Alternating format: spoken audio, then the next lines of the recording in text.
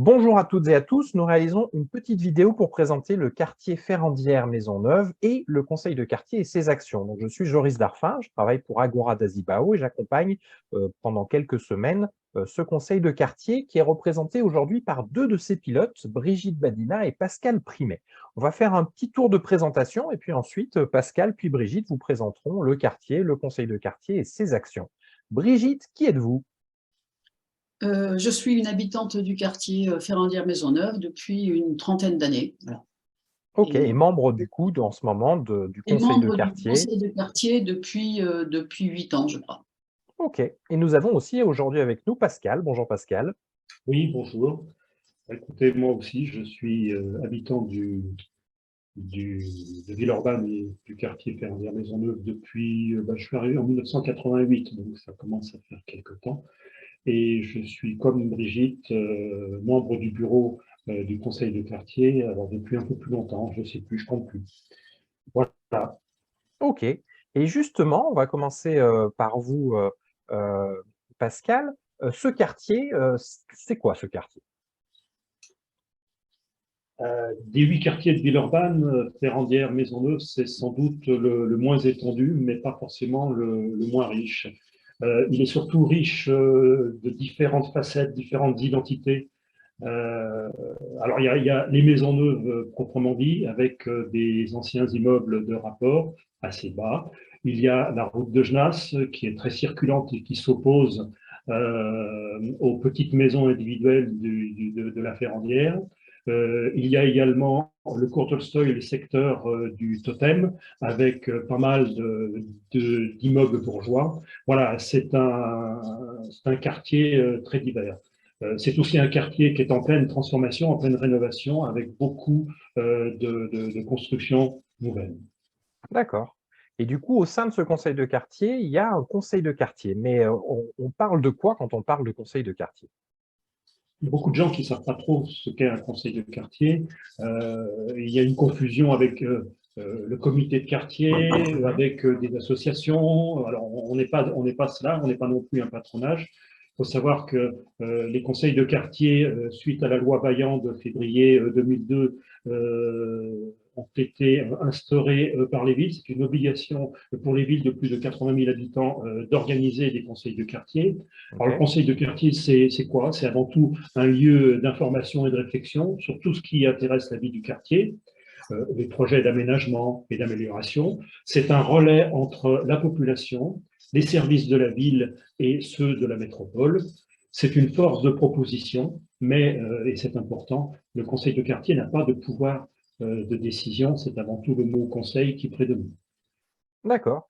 Et comment ce conseil de quartier, le vôtre, fonctionne? Le conseil de quartier, comme tous les autres, il est ouvert aux habitants, aux associations, aux commerçants. Le nôtre, plus particulièrement, est composé de 152 adhérents pour une population d'environ 14 000 habitants sur le quartier, donc c'est quand même pas énorme. Et chacun peut y participer, soit régulièrement, soit ponctuellement. Il peut s'engager sur un projet particulier ou tout simplement adhérer et recevoir les informations sur le quartier et les comptes rendus des différentes commissions et actions du conseil de quartier.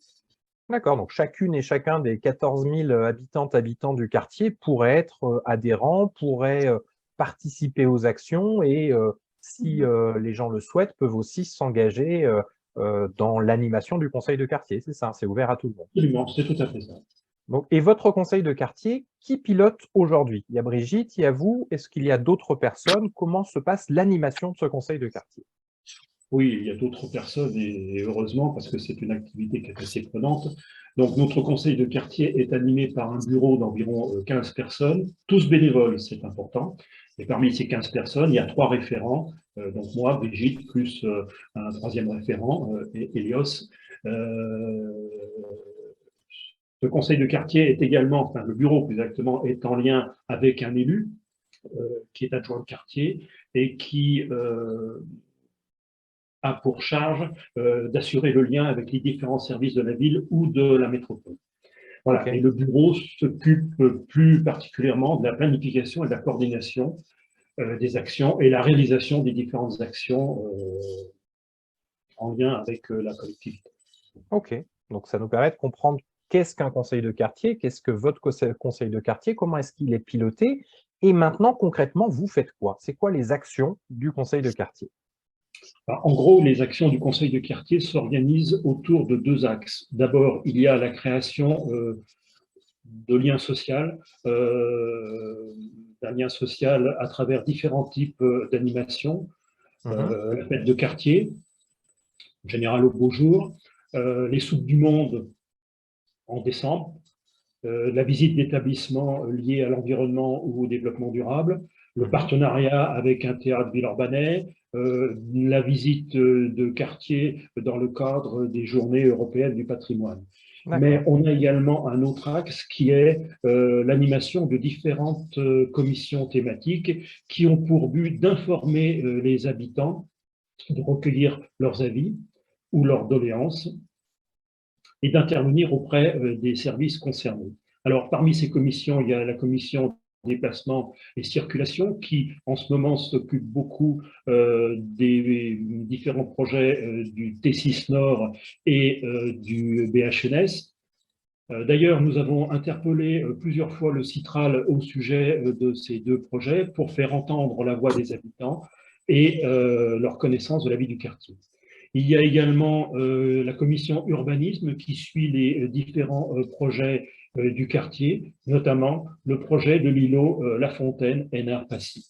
Il y a également une troisième commission, la commission cadre de vie et propreté, qui recense les points à améliorer sur le quartier et en particulier lors de visites de terrain.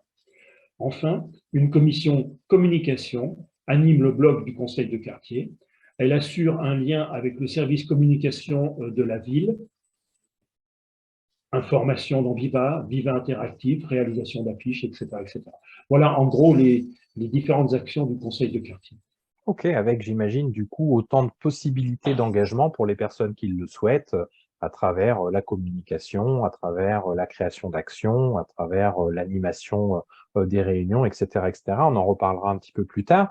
Et aujourd'hui, demain, c'est quoi les défis que vous avez à relever avec votre conseil de quartier, d'après vous?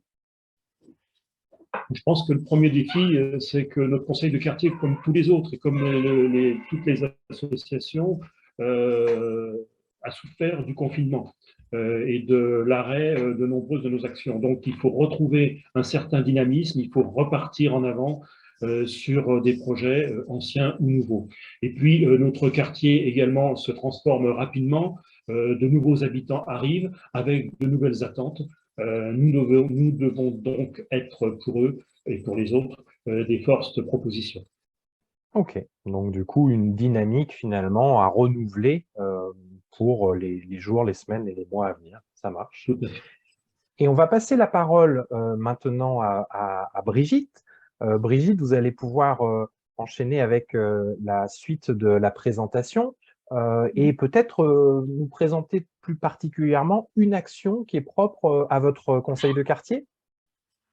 Oui, donc dans l'action que je retiens là, qui est la plus proche, c'est l'implication du conseil de quartier dans un projet lié au budget participatif de Villeurbanne. C'est la deuxième année que la ville met en place un projet budget participatif qui permet aux habitants de proposer des idées, de les mettre en œuvre, pas forcément tout seul, avec l'aide de la ville, et donc d'avoir un budget qui est alloué à cela. Donc c'est une manière d'envisager la ville un petit peu différemment de la façon dont les collectivités les regardent, enfin l'appréhendent, parce que parfois c'est des petits détails qui semblent importants pour les habitants, qui peuvent améliorer grandement le cadre de vie.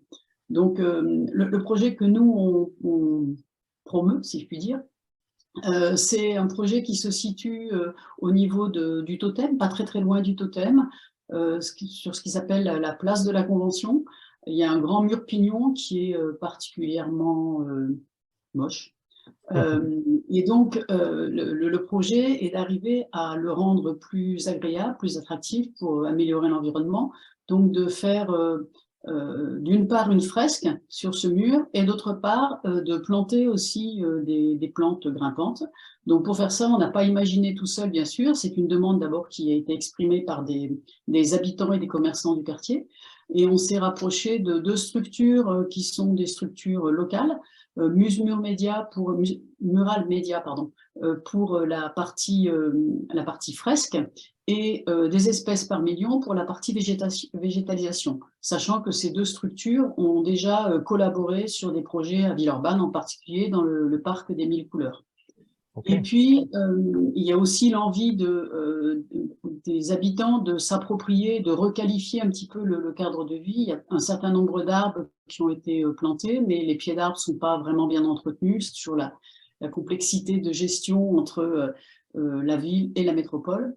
Donc, la ville va nous aider à se réapproprier en fait ces pieds d'arbres, les habitants et commerçants s'engageant à les entretenir voilà, au quotidien. D'accord. Et donc, si je comprends bien, agir au sein du conseil du quartier et avec le conseil de quartier, ça permet d'agir directement sur son cadre de vie, sur son environnement. Et puis, dans ce que vous dites, ça donne à voir que finalement, on peut imaginer un projet, réfléchir aux partenaires et être finalement acteur sur l'ensemble d'un projet, comme ce projet pour un environnement plus végétal dont vous nous parliez à l'instant. Ça permet vraiment d'être de l'imagination à la réalisation, c'est ça? Oui, oui, tout à fait. C'est vraiment, ça a été la fédération de différentes envies. Ça crée une dynamique. L'année dernière, un habitant du quartier avait proposé un projet qui s'appelait Colorons le mobilier urbain. Et ça vient juste de se terminer. Donc, les potelets sont dans des couleurs qui rappellent les couleurs du totem et même les mâts d'éclairage ont été peints. Et ça, c'est quelque chose qui est un peu, enfin, c'est un petit pas de côté, mais qui change beaucoup de choses dans l'appréhension comment dire, de l'environnement. Je dirais que le cours Tolstoï, qui est quand même bordé d'une forêt de potelets pour éviter le stationnement, devient presque accueillant, en fait. Avec, une œuvre d'art. Voilà, ça devient un peu une œuvre d'art. Voilà. Et donc, le conseil de quartier anime des actions et a un calendrier. Et là, en novembre 2022, vous avez une prochaine date dont vous pourriez nous parler, c'est ça? Oui, tout à fait. En fait, on a souhaité effectivement organiser un temps de rencontre et d'échange avec des habitants et des acteurs du quartier, donc justement le quartier du Totem, parce que c'est un secteur qui est en très grande transformation. Il y a une redynamisation avec de nouveaux commerces qui sont installés et donc de nouveaux habitants aussi. Une envie de faire bouger les choses, mais c'est un quartier qui se sentait un petit peu éloigné, on va dire, du conseil de quartier.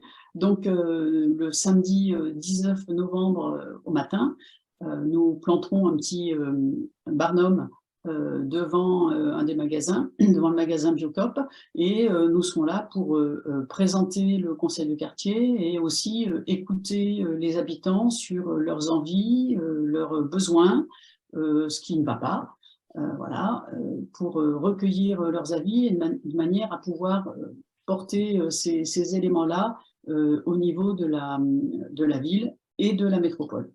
On en profite aussi pour parler du budget participatif et du projet que j'ai évoqué un peu plus tôt, qui est au cours Tolstoï, La nature fait mieux.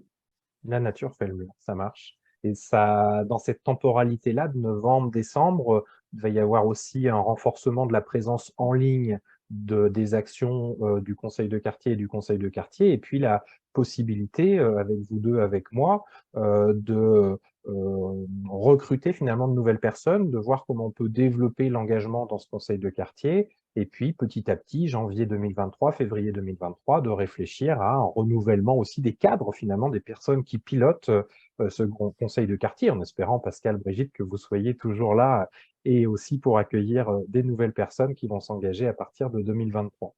Merci d'avoir regardé cette vidéo jusqu'au bout, mais avant de se quitter, on va finir par une note plus personnelle. Pascal, Brigitte, si vous deviez dire en quelques mots ce que vous en retenez de cet engagement dans le conseil de quartier.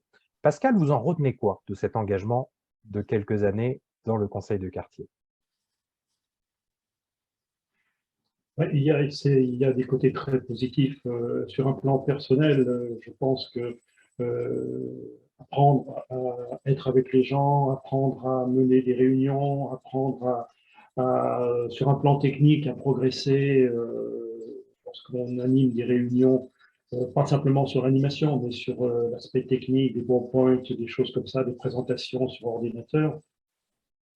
Voilà, après, il y a tout ce qui est connaissance du quartier, parce qu'on a beau habiter dans un quartier depuis longtemps, on ne le connaît pas forcément très bien. Et lorsque on fait partie du conseil de quartier, on est amené à se déplacer sur place et à avoir avoir les idées plus claires sur les problèmes de quartier. Après, tout n'est pas rose tout le temps. On essaye de pallier à ces différents problèmes. Voilà. Ok, c'est la réalité des engagements dans des collectifs, qu'ils soient Absolument. associatifs, conseils de quartier. Et vous, Brigitte, qu'est-ce que vous en retenez? Un petit peu comme Pascal, en fait. Effectivement, le fait de m'investir dans le conseil de quartier m'a permis de mieux connaître le quartier et le quartier au sens large, mais donc d'autres secteurs que je ne fréquentais pas forcément beaucoup. Ça m'a également permis de rencontrer des personnes très diverses, avec enfin, qui portent des problèmes ou des passions très différentes également. Et puis, ça m'a permis aussi de mieux comprendre les collectivités, enfin mieux Mhm. connaître le fonctionnement des collectivités, de la ville et aussi de la métropole, parce que le temps de l'habitant n'est pas le temps enfin, des élus, on va dire. Mhm. Euh, les choses prennent beaucoup de temps et bon, bah, nous, on est un petit peu à l'interface parce qu'à la fois, on comprend bien que ça prend du temps de mettre en place un certain nombre de choses, qu'il y a des règles à respecter, mais en même temps, bon, les habitants sont là. Donc, on fait un peu le go-between et c'est quelque chose que je trouve intéressant, même si, comme le dit Pascal, parfois, c'est un petit peu bien. Ok, donc à la fois l'idée de vivre pleinement le quartier, de rencontrer des personnes, de connaître mieux le quartier, un engagement citoyen, et puis aussi une expérience qui vous apporte parfois même des compétences dans différents domaines, l'animation de réunions, l'organisation d'actions, des choses aussi de l'ordre de l'organisation technique, de la communication, donc une expérience assez riche, c'est l'impression. Merci Brigitte, Pascal pour ces témoignages. À bientôt, donc le 19 novembre 2022 à partir de 10 h à Villeurbanne pour échanger et voter pour le projet. Et puis bientôt, la soirée Soupe du Monde, un peu plus tard en 2023, la fête de quartier et d'autres événements. Merci à toutes et à tous, à bientôt. Merci. Merci. Au revoir. Voilà.